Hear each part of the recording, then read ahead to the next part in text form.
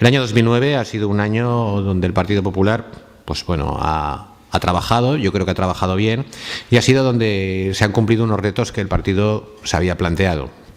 El principal reto que teníamos en el año 2009 eran las elecciones europeas. Yo creo que esa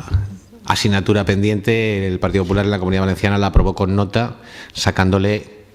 más de 15 puntos de diferencia al Partido Socialista. A nivel de militancia, solamente decir que en este momento en la Comunidad Valenciana el Partido Popular somos 124.543 afiliados.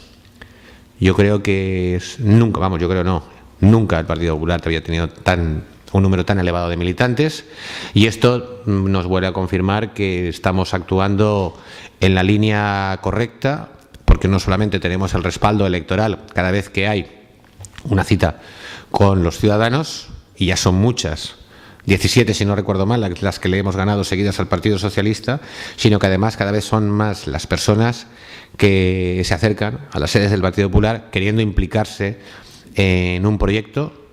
que es importante para la Comunidad Valenciana, que es el Partido Popular de la Comunidad Valenciana,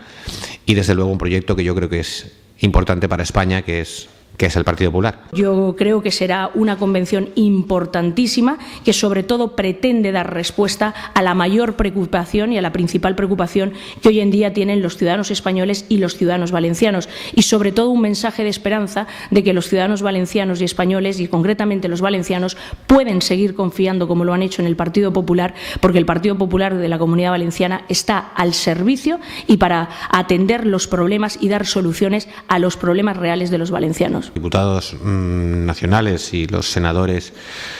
nacionales valencianos tienen absolutamente claro que para la Comunidad Valenciana el agua es vida. Siempre hemos defendido desde el Partido Popular, y así está en nuestro programa nacional, la solidaridad hídrica, y que el agua, la transferencia de agua de donde sobra a donde falta, y no se puede entender de otra manera. Una reserva de 6.000 hectómetros cúbicos sería tanto como el fin del trasvase Tajo Segura.